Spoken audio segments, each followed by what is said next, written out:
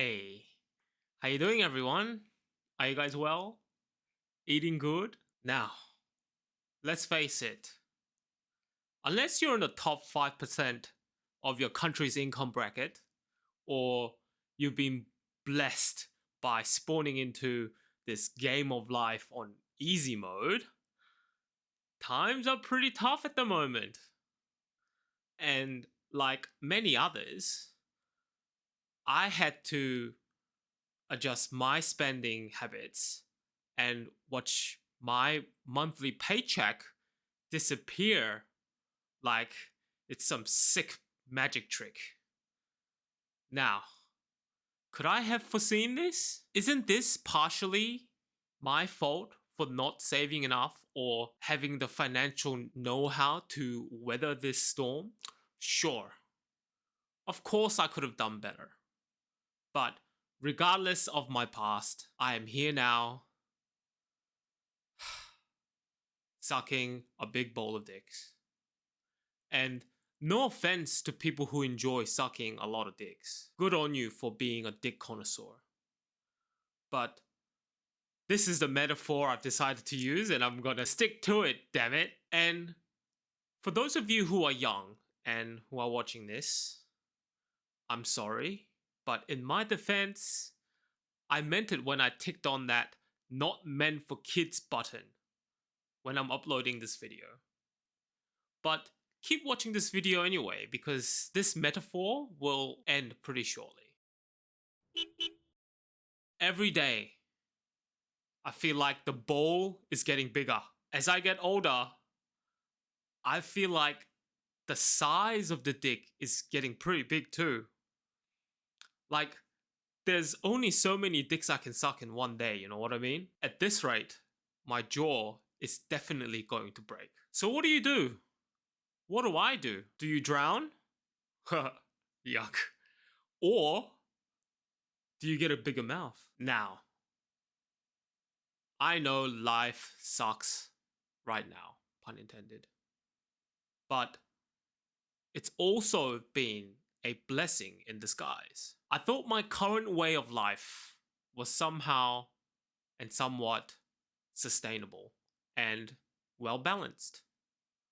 But as I assess my finances and my income trajectory, as well as weighing the cost of living for the life that I wanted for me and my family, the conclusion was that there's no way I could get there. And I made a video about that too if you're interested. Be sure to check that out later after this video.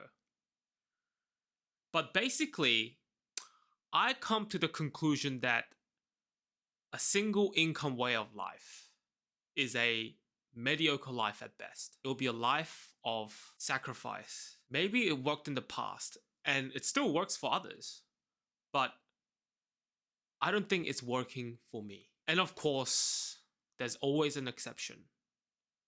Your career skill sets are in high demand and you can somehow Game of Thrones the shit out of the corporate hierarchy and the politics, you can definitely get there. But that would mean that you're simply at the top end of the bell curve. You're above average, an exception or an outlier. The stars have aligned for you, or you just made it. Big congrats. But for those of you who are in the bell curve, and I consider myself in there as well, let me ask you this question. What is the probability of someone landing a job that is 200K plus? So $200,000 or over. And what is the probability for someone to land a $50,000 to $70,000 a year job? The latter would be easier, right? Therefore, the key to my financial freedom is to carefully pick a series of side hustles that can just do that. Now, the key word here is carefully picking, which means I have some criterias. Criteria number one, the job has to be detached from dollar per hour. If you're working in a 9 to 5 corporate job and say nah, fuck this. I'm gonna chase my dream and open up my own cafe. And you do exactly that. And instead of working from 9 to 5, you're ending up working from 7 a.m. to 3 p.m.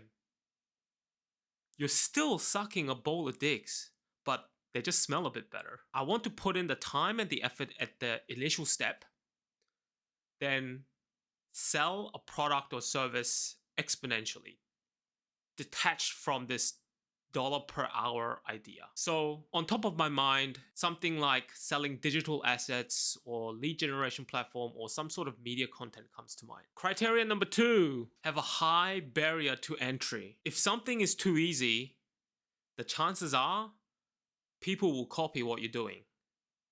And if there are too many sellers in a market, then your product or service becomes commoditized and price becomes the main driver.